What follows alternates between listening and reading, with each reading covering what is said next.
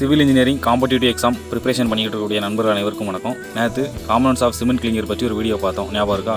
இன்றைக்கி அதை பேஸ் பண்ணி ஒரு மாதிரி டெஸ்ட்டு மாதிரி ஒரு 10 கொஸ்டின் பார்க்க போகிறோம். நீங்கள் இன்னும் அந்த வீடியோ பார்க்கல அப்படின்னா டிஸ்கிரிப்ஷனில் லிங்க் இருக்குது, அதை போய் பார்த்துட்டு அதுக்கப்புறம் இந்த டெஸ்ட்டை போட்டு பாருங்கள். அப்போ தான் உங்களுக்கு பயனுள்ளதாக இருக்கும். அப்புறம் மறக்காமல் இந்த வீடியோக்கு ஒரு லைக் பண்ணிவிட்டு நீங்கள் இன்னும் நம்ம சேனலை சப்ஸ்கிரைப் பண்ணலாம், சப்ஸ்கிரைப் பண்ணிக்கோங்க. சரி, வாங்க வீடியோக்குள்ளே போகலாம். ஃபர்ஸ்ட் கொஸ்டின், சிமெண்ட் தயாரிப்பில் அலைட் என்று அழைக்கப்படும் சேர்மம் எது? Option C, tri calcium silicate. Next, கீழ்கண்டவற்றுள் எது சிமெண்டின் அல்டிமேட் ஸ்ட்ரென்த் அல்லது நீண்டகால வலிமைக்கு பொறுப்பாகிறது?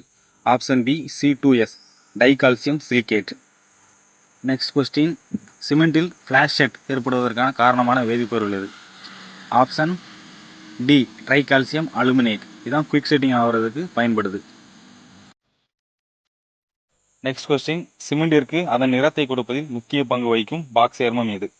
Option B, tetra calcium alumino ferrite. இது சிமெண்டோட ஸ்ட்ரென்த்தில் எந்த பங்கும் வைக்கிறது இல்லை, ஒன்லி சிமெண்ட்டுக்கு நிறத்தை மட்டும்தான் கொடுக்குது. நெக்ஸ்ட் கொஸ்டின், அணைக்கட்டுகள் கட்டும்போது எந்த சேர்மத்தின் அளவை குறைக்க வேண்டும்? ஆப்ஷன் ஏ, C3S மற்றும் C3A. ஃபர்ஸ்ட் உள்ளது இயர்லி ஸ்ட்ரென்த்து, அடுத்து குயிக் செட்டிங். இந்த ரெண்டு ஏற்படும் போதுமே அதிக ஹீட் ஏற்படும், அதனால் இதை அணைக்கட்டில் பயன்படுத்தக்கூடாது, இதோட அளவு குறைவாக இருக்கணும். சிக்ஸ்த் கொஸ்டின், சிமெண்ட் கிளிங்கர் சேர்மங்களில் எதன் சதவீதம் பொதுவாக அதிகமாக இருக்கும்? Option C, C3S. இதை அலைட்னு சொல்லுவோம். இது சிமெண்ட்டில் 45% 65% வரைக்கும் இருக்கும். நெக்ஸ்ட் கொஸ்டின், சல்பேட் தாக்குதலுக்கு எதிரான எதிர்ப்பை தரும் வகையில் எந்த சேர்மத்தின் அளவு குறைவாக இருக்க வேண்டும்? Option A, C3S, option B, C4AF, option C, C3A, option D, C2S. இதற்கான பதிலை கமெண்ட்டில் சொல்லுங்கள், பாப்பா எத்தனை பேர் சரியாக சொல்கிறீங்க அப்படின்னு. நெக்ஸ்ட் கொஸ்டின், சிமெண்ட் தயாரிப்பில் ஃப்ளக்ஸிங் ஏஜெண்டாக செயல்பட்டு உருகுவதை தூண்டும் சேர்மம் எது?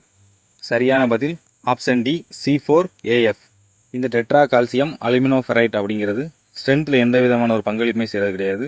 அப்புறம் சிமெண்டோட நிறத்துக்கு காரணமானதும் இந்த C4AF தான். நெக்ஸ்ட் கொஸ்டின், கீழ்கண்டவற்றில் எது சரியான வரிசை அதிகம் முதல் குறைவு வரை? ஆப்ஷன் டி, C3S தான் அதிகமாக இருக்கும், அதை விட கம்மி C2S, அதுக்கப்புறம் C4AF, லாஸ்ட்டாக C3A. கடைசி கேள்வி, C3Sஇன் சரியான வேதியியல் பெயர் என்ன? Tri calcium silicate. Option D. Okay நண்பர்களே, காம்பனன்ட்ஸ் ஆஃப் சிமெண்ட் கிளிங்கர்லேருந்து 10 மாதிரிகளை நம்ம பார்த்தாச்சு.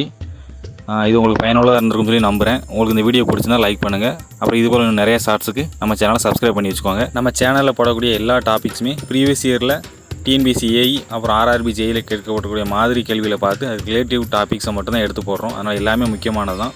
நீங்கள் இன்னும் நம்ம சேனலில் இருக்கக்கூடிய பழைய வீடியோக்கெல்லாம் நீங்கள் பார்க்கல அப்படின்னா அதையும் போய் மறக்காமல் பார்த்துருங்க.